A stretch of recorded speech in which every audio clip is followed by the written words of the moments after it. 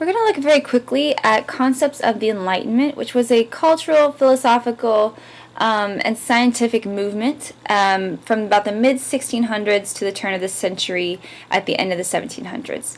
And of course, Enlightenment simply means a time of illumination. So this was the age of reason. This was when science and math really came into vogue. So we're going to be looking at how it worked both in Western movement as in European and American culture, and how it created lasting effects which are part of our national identity today. So if we think about the what is important within the Enlightenment? The Enlightenment was focused on the use of reason above all else. It was a direct reaction to the Renaissance, and the Renaissance focused on creativity in the highest form. So it was an age of art and literature and music. The Enlightenment worked against that directly. It focused on using reason to enlighten the average ordinary man. And it created huge gains in fields of mathematics and science, and it also created a philosophical vein within the humanities. So a lot of people who were considered philosophers, we have their writings as literary texts, and that's what we analyze in detail. So they focused on things like democracy and basic human rights. If we look at who was involved, you need to understand the foundational figures, which is Francis Bacon and René Descartes. Bacon was a scientist, and he focused on scientific exploration using hypotheses and experimentation. So something that every ordinary man could do, and it worked against sort of the mysticism associated with science in the Renaissance. Descartes, on the other hand, focused on using mathematics to analyze what he called the perfection of the universe, as designed by a, quote, like a master maker. So he did not work against the concept of religion, but he sought to explain religious perfection through mathematics. So if we look at other notable people, the first one I'm sure you've heard of, Isaac Newton, had great scientific breakthroughs in the laws of gravity, motion, and light.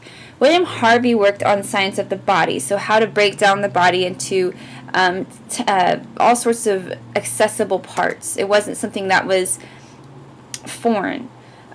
Musicians like Wolfgang Amadeus Mozart, of course, and writers and philosophers like Thomas Paine and Thomas Hobbes. If we look at the philosophy of the era, it's very important because philosophers like John Locke, Voltaire, Montesquieu, they had foundational roots which became part of our Constitution, our Bill of Rights, everything that we built our national identity on. So John Locke, he argued for the power of the governed to dictate the government. So this is the concept of democracy. And he argued that there were 3 innate rights, which you'll see is in the Constitution, of course: life, liberty, and what he called property ownership, which Jefferson changed to the pursuit of happiness. He also argued for things like the freedom of the press, educational reform, and religious tolerance. And lastly, most importantly, he argued that if citizens on the whole were not happy with the government, that if the government failed to protect their basic human rights, they had the right to overthrow and restart the government. And this was a novel concept coming from Europe, where you have an absolute monarchy. Voltaire was a French writer. He contributed the concepts of absolute freedom of speech, among many others. And Montesquieu, the 3 branches of the government, our 3 branches came from his ideas. Most of all, the philosophers still believed in the separation of church and state. And this is really important because this is the first time that we're separating the church as a powerful entity from the state. So it's not just about separating religion and the state, but it's about separating that power system. The concept of deism is very important. So deism is a belief that an all-powerful God did create the universe, but that he left it alone. So there's an element of free will inherent in this. And this individual free will is a humongous concept that is going to be argued by all of these philosophers, Rousseau, Thoreau, Locke, and it's something that we build our Constitution on. You also need to understand this because our founding fathers drew heavily from these concepts, and deism really is a way that religion plays into the separation of church and state. Early Enlightenment figures that we're going to be looking at is John Edwards. So he is the most important figure in the early Enlightenment philosophy. His theology is rooted in the concepts of Reformation and Puritanism, but he does something a little bit different with them. So you'll see that he is essential in the creation of what's called the First Great Awakening, which was essentially a type of revivalism.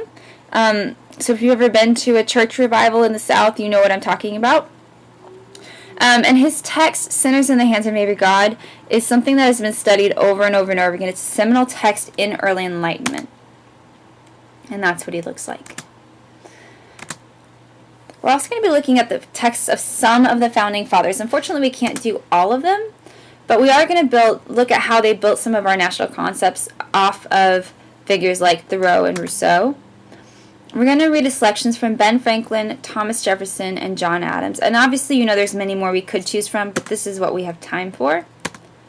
We're also going to be looking importantly at marginalized voices. So we'll hear from females, African Americans, and Phyllis Wheatley at the bottom. She is a former slave female African American.